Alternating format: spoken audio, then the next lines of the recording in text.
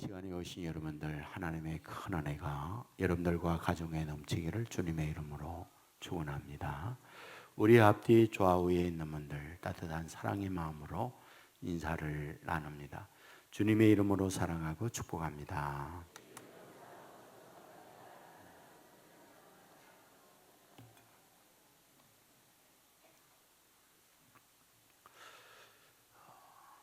세계의 시대적 변화들을 이런 구분을 짓고 있는 걸 아시잖아요.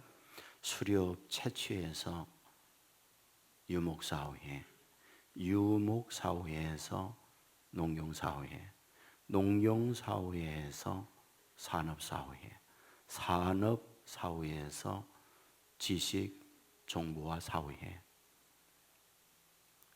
이러한 변화의 근원, 무엇이 이런 변화를 가져오게 만들까요? 이것을 사람들은 얘기합니다. 경제, 먹고 사는 문제가 이런 시대의 변화를 가져오게 하는 동인이었다. 그러면 왜 사람들은 이런 먹고 사는 문제에 이런 시대의 변화를 가져오게 만드는 걸까요? 소위 가치라고 할 수 있는 거죠. 무엇이 더 소중한가? 무엇이 더 이익이 되는가? 무엇이 더 우리로 하여금 잘되게 만드는가? 바로 이것이 이런 변화를 가져오게 하는 거죠. 사람이 이 땅에 살면서 자신의 배우자를 만나요. 그리고 자신의 직업을 선택해요. 그리고 내가 뭔가 믿겠다 할 때 자기의 종교를 선택을 해요. 그러면 다 이러한 결정을 하게 하는 요인 무엇일까요?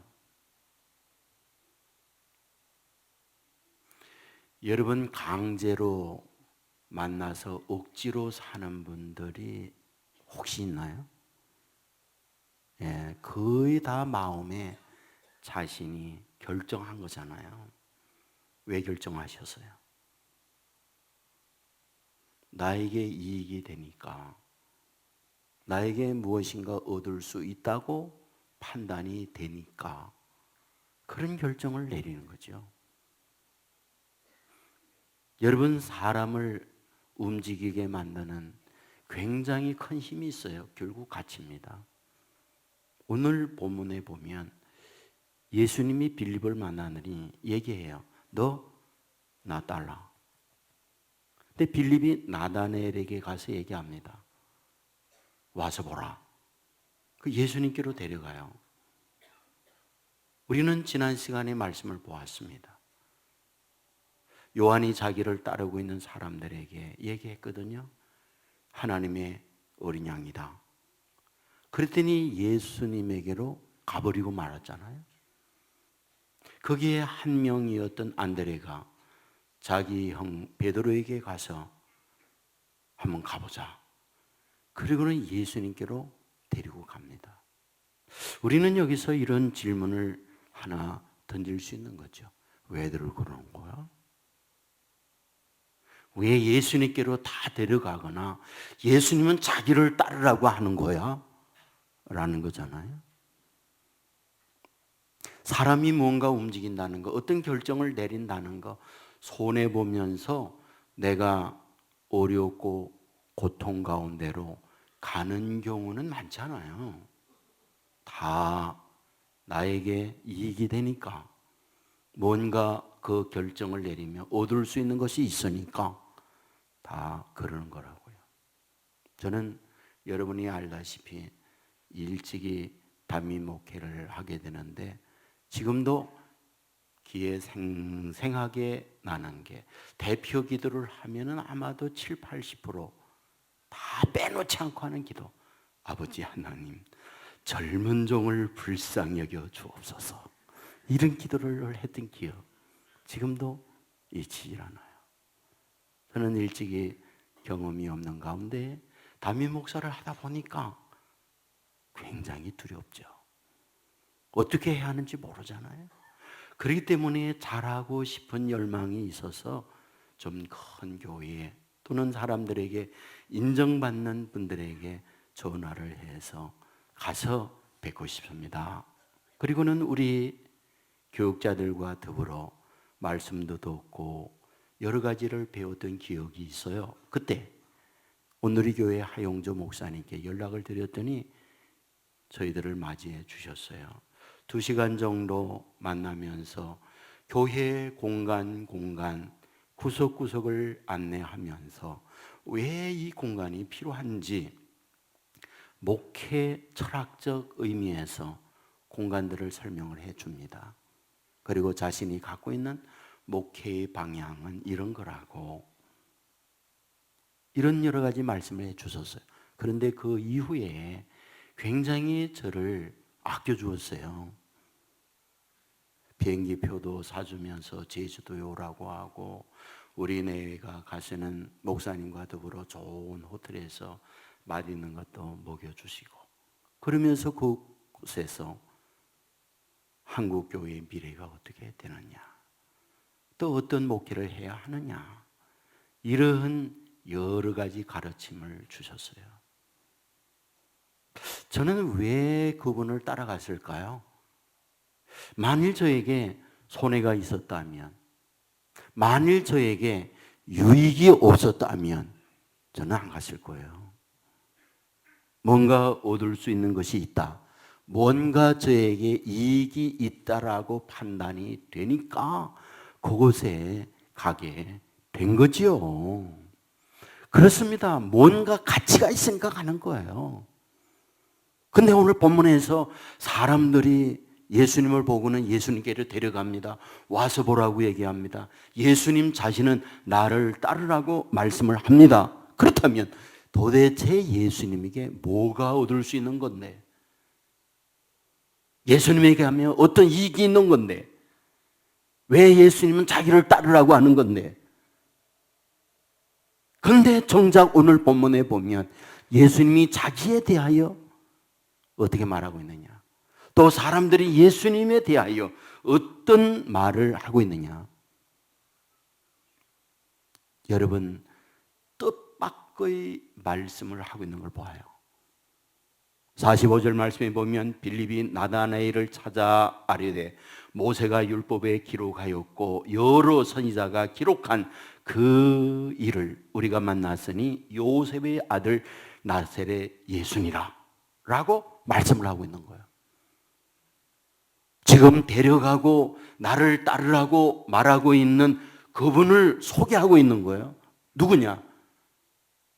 요셉의 아들 나사렛 예수다. 이렇게 소개를 하고 있는 거예요. 여러분, 이 말을 들었던 나다나엘의 즉각적 반응이 뭡니까? 나사렛? 거기서 무슨 선한 것이 날 수 있어? 라고 말을 하더라는 거죠. 무슨 뜻입니까?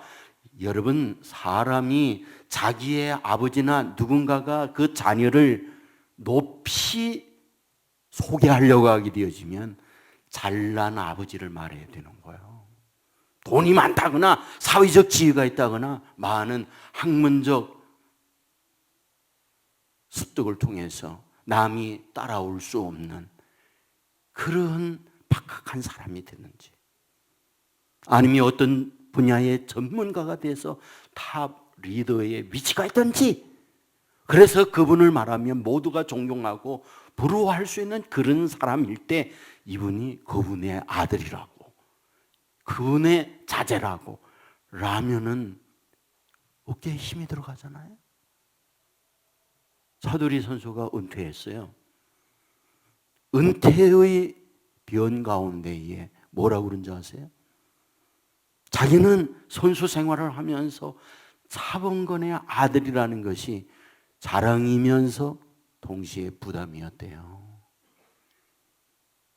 그 훌륭한 차범근 선수의 아들 차두리 아버지에 대한 그늘 이게 있는 거잖아요. 삼성의 이재용 부회장이 있습니다. 그가 어떻게 삼성의 부회장이 됩니까? 아버지 때문이잖아요. 이건희 회장님 때문에 그 아들 이재용 그분이 대우를 받고 있는 거잖아요. 맞아요. 자기의 아버지에 대하여 소개할 때에는 이런 세상적 자랑, 남들이 부러워하고 높임을 얻을 수 있는 그 무엇 가지고 있을 때 나 그분의 아들, 누군가가 이분은 그분의 자제 소개를 해야 된다는 거죠. 그런데 지금 예수님을 소개하면서 뭐라? 요셉의 아들이라고. 그러면 요셉이 누굽니까? 그렇게 당대에 탁월하고 당대에 인정받고 당대에 누군가가 정말 우르르 존경받는 그런 인물이었느냐? 아니잖아요. 알다시피 목수였잖아요. 알다시피 일반 소시민이었잖아요. 알다시피 누가 관심을 가지고 있지 아니한 그저 저 촌에서 그저 하루하루 살아가는 그런 일반인이었잖아요. 거기다가 어디 사람? 나사렛 사람. 여러분 당시 잘나고 훌륭한 사람들은 다 예루살렘에서 살았다는 걸 알잖아요. 뭔가 힘이 있어요. 뭔가 잘났어요. 뭔가 권력이 있어요. 뭔가 잘 나가요. 다 예루살렘으로 간 거예요. 나사렛은 이스라엘의 변방입니다. 아수르의 공격이 있을 때 가장 먼저 울타리, 가장 방패 역할을 해야 하는 총바지 역할을 해야 하는 그곳이 나사렛이에요. 누가 사느냐? 어떻게 생각하면 밀리고 막장에 사는 그 동네가 나사렛이에요. 그렇기 때문에 나사렛에서 예수라고 얘기했더니 딱 하는 말, 거기에서 무슨 선한 것이 나? 라고 말한 거잖아요. 당시 요셉의 아들이요, 나사렛 사람이요, 그 자체는 사랑받을 만한 게 못 돼요. 지지받을 만한 게 못 돼요. 성경은 이 사실을 말해요. 이사야 53장 너무나 잘 알죠. 마른 땅에서 나온 뿌리 같아서 고운 모양도 없고 풍채도 없은즉 우리 보기에 흠모할 만한 아름다운 것이 없도다. 주님 자신이 그렇다는 거예요. 아버지가 자랑스럽나? 본인이 훌륭한 동네에서 살면서 어떤 남들이 따라올 수 없는 학력을 소유했나? 그런 게 없다는 거예요. 그냥 보기에 흠모할 만한 것이 없는 그런 존재였다는 거예요. 그렇기 때문에 예수님이 과연 그런 대우받지 못하고 사람들에게 밟힐 만한 그런 현실, 눈에 보이는 것 그러하다는 거죠. 근데 정작 그러했는가? 본문 안에 그런 건 아니었다는 거예요. 그럼에도 불구하고 그런 건 아니었다는 거예요. 45절 말씀에 보면 모세가 율법에 기록하였고 여러 선지자가 기록한 그 일을 우리가 만났으니 요셉의 아들 나사렛 예수신데 그분이 어떤 분이었느냐? 사실은 모세가 율법에 미리 예언했던 그분이었다. 여러 선지자를 통하여 예언했던 그분이었다. 그런데 모세나 여러 선지자를 통해서 예언한 그분이 누구였느냐? 41절에 보면 우리가 메시아를 만났으니 번역하면 그리스도라. 메시아다, 메시아. 메시아가 뭡니까? 메시아는 번역하면 그리스도라고 그랬어요. 그리스도라는 말은 기름 부음을 받은 자 이런 뜻이에요. 이것은 단순히 왕이나 제사장이나 선지자에게 기름 붓는 일을 가르쳐서 그리스도라고 말하지만 메시아라는 말은 인간에 갖고 있는 모든 문제에 대하여 그분이 계시면 메시아가 있으면 해결 못하는 게 없다. 모든 문제 그분이 있으면 다 해결된다. 그 뜻이 메시아예요. 아파한다고요? 그 메시아가 있으면 치유된다는 거예요. 가난하다고요? 그 메시아가 있으면 풍요로운 부요가 온다는 거예요. 마음에 두려움이 있다고요? 그 메시아가 있으면 담대하게 된다는 거예요. 땅 위에 살지만 메시아를 붙들고 가면 천국으로 옮겨진다는 거예요. 수많은 죄 아래 절망하고 탄식하죠. 메시아가 있으면 용서받고 새로운 인생으로 거듭나도록 만들어준다는 거예요. 세상 살면서 왜 문제 없어요? 그런데 그 메시아를 만나면 그 문제를 넉넉하게 이겨나갈 수 있는 지혜를 얻게 된다는 거예요. 바로 이 메시아에 대하여 만났다는 거죠. 그리고 예수님께서 나를 따르라고 말씀을 하고 있는 거죠. 사실 우리가 메시아이신 주님을 만나고 그분의 인도를 받는다면 지금 여기에 이런 역사가 동일하게 동반되고 역사가 나타나게 되는 줄 믿습니다. 막스 베이브라는 분이 있죠. 독일의 사회학자예요. 사회학을 전공하는 분은 이분이 쓴 책에 대하여 꼭 반드시 필독서로 얘기해요. 프로테스탄트 윤리와 자본주의 정신이라는 책이거든요. 이분은 독일인으로서 자기 동네에 살면서 주위에 있는 사람들을 많이 보는 거죠. 어떤 사람은 이렇구나, 저 사람은 저렇구나, 이런 걸 봐요. 근데 관심 있게 보는 게 뭐냐? 똑같은 독일인인데, 똑같은 여기에 사는데, 어떤 사람은 잘 되는 사람, 어떤 사람은 안 되는 사람, 어떤 사람은 인정받고 존경받는 사람, 어떤 사람은 그렇지 못한 사람, 어떤 사람은 부유하고 어떤 사람은 부유하지 못한 사람, 이런 여러 계층의 사람들이 있더라는 거예요. 그는 여기에 관심을 갖고 연구를 해보는 거죠. 왜 그럴까? 왜 그럴까? 물론 어떤 지능적 문제, 이게 영향을 주지요. 그런데 이분이 알게 된 거 있어요. 이들이 믿는 종교가 뭘까를 조사했더니 셋으로 나눠지는 거예요. 기독교인, 천주교인, 그리고 무종교인. 그런데 그 믿는 종교에 따라 삶의 양태가 확연하게 차별이더라는 거예요. 무종교인의 삶, 그리고 천주교인의 삶, 우리 기독교인의 삶이 다르더라는 거예요. 그 왜 그럴까? 하고 보았는데 여기서 이분이 굉장히 중요한 사실을 발견하죠. 성경의 가르침을 받고 매주마다 무엇을 듣고 살아가느냐 하는 것은 단순한 문제가 아니라 그의 인생에 절대 영향을 주는구나. 무슨 말을 하든지 어떤 결정을 내리든지 문제를 만날 때 그것을 풀어가는 방법들이 천주교인과 우리 기독교인과 무속교인들이 다르구나. 하나님의 말씀을 받으면서 복음 안에 가르침을 받는 이들이 말씀을 들을 때에 그것이 자기에게 영향을 주고 어떤 말을 할 때 그리고 문제를 결정할 때 그리고 어떤 일을 당하게 될 때 그걸 풀어가는 방법들이 다르구나. 그것이 결국 자신의 인생을 결정짓게 되는구나. 그거라는 거예요. 여러분, 너무 중요한 사실이 아닙니까? 예수님을 만나 주님께서 저와 여러분들로 하여금 끌어가고자 하는 이유가 무엇이냐는 거예요. 거기에 유익이 있고 그게 잘 되는 길이 있고 저와 여러분들로 하여금 복된 삶을 살게 하려고 하는 하나님의 권원적 이유가 있으니까 우리를 오라고 하는 거고 만나면 사람들을 데리고 가려고 하는 거잖아요.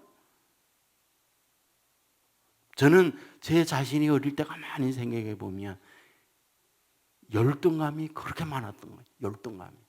열등감 가운데에서도 여러 가지 있지만 그 중에 하나가 제가 눈이었어요. 눈이 찢어졌거든요. 거기다가 찢어진 정도가 아니고 눈꼬리가 또 올라갔어요. 그러니까 그게 싫은 거예요. 저는 그게 싫었어요, 정말. 그래서 여러분에게 얘기했잖아요. 눈 때문에 금식했다고. 그 금식을 하니까요, 힘이 없으니까 이 꼬리가 이렇게 내려가더라고요. 힘 없으니까. 그 먹으면 또 올라가. 여러분, 저는 제 자신이 싫었어요. 여러분에게 언젠가 말씀을 드렸지만 명품과 짝퉁 구별법에 대해서 말씀했잖아요. 비 올 때 머리에 쓰면 짝퉁이고 가슴에 품면 명품이라고. 남편이 사주면 짝퉁이고 애인이 사주면 명품이라고. 그 들고 가는 가방을 테이블 위에 놓으면 명품이고 의자 뒤에 깔면 짝퉁이라고. 그런데 명품과 짝퉁을 들고 있는 분의 실제 얘기를 들었거든요. 마음이 다르다고 그러대요.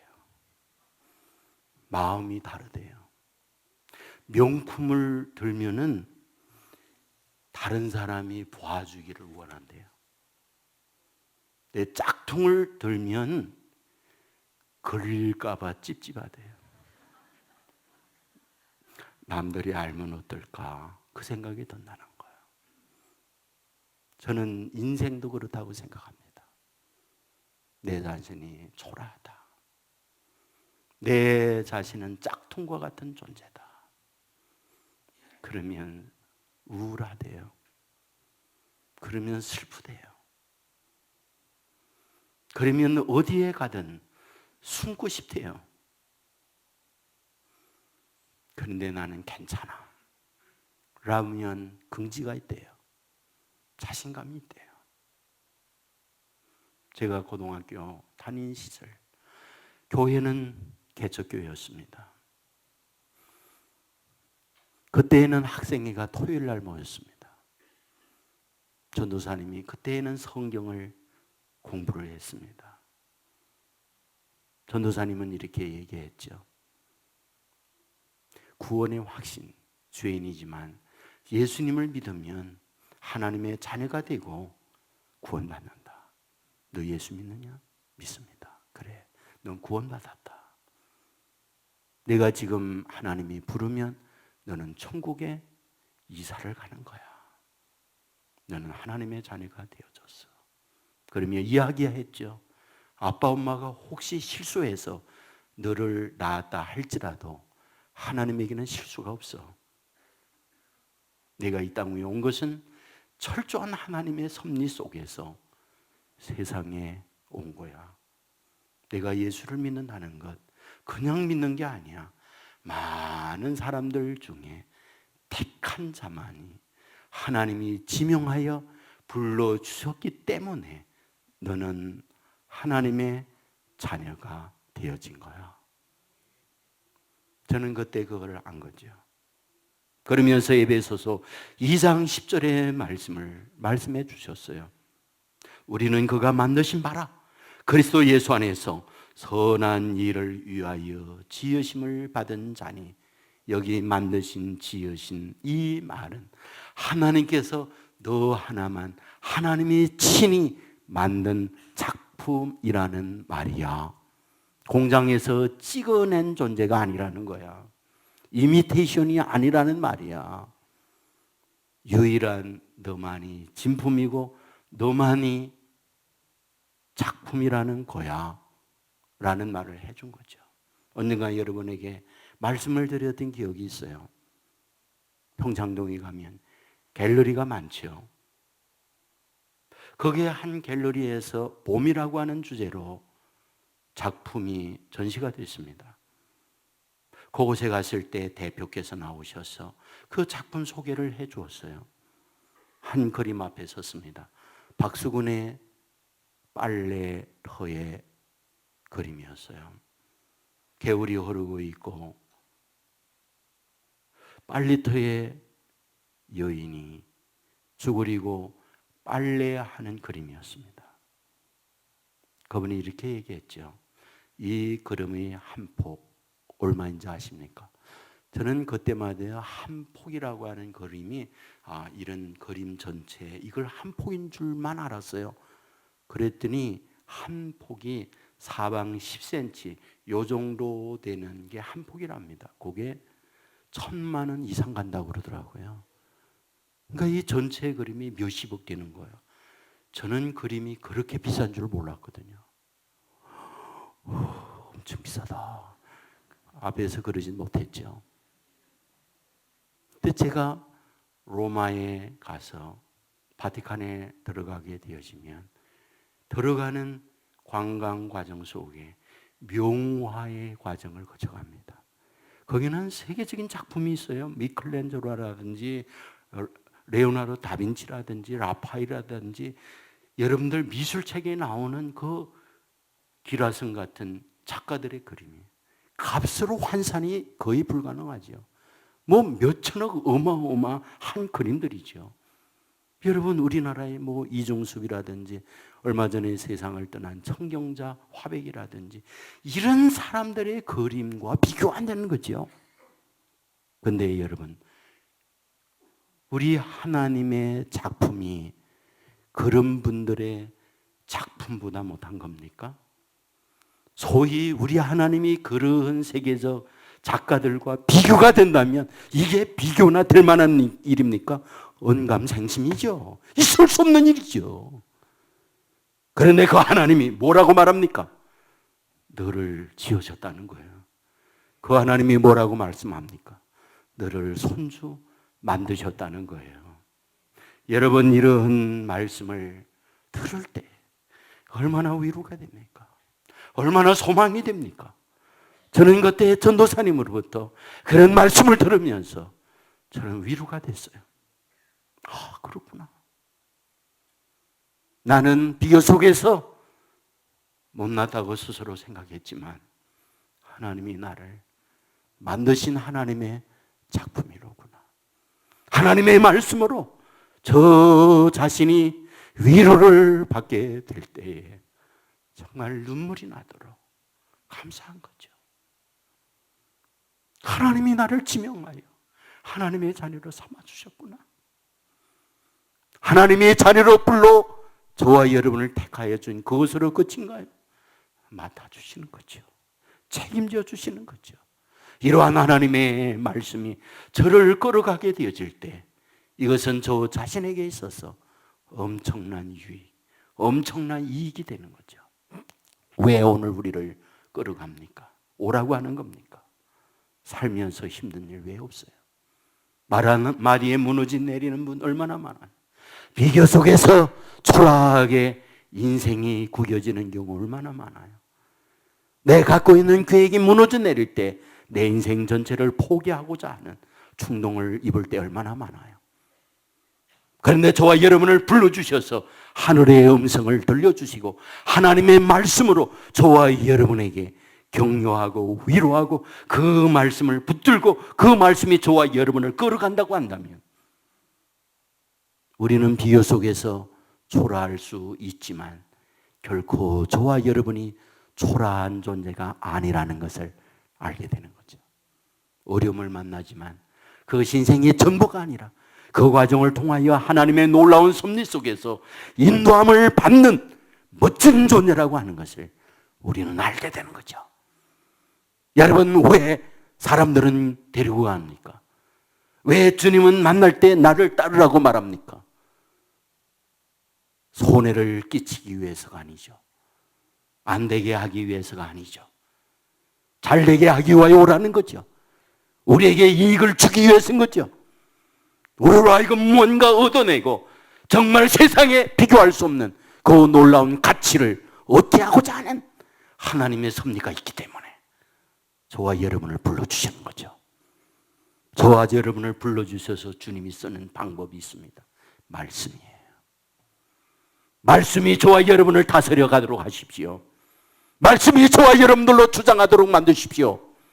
남들이 하는 말이 저와 여러분을 다스리지 않게 하십시오. 여러분의 비교 속에서 눈에 보이는 판단으로 여러분을 다스리는 어리석은 자 되지 않게 하십시오. 수많은 눈에 보이는 것들이 있고 들려오는 것이 있지만 위로 들려오는 주님의 음성을 들으십시오. 그리고 하나님의 말씀을 잡으십시오. 말씀대로 되는 복을 허락해 주실 줄 믿습니다.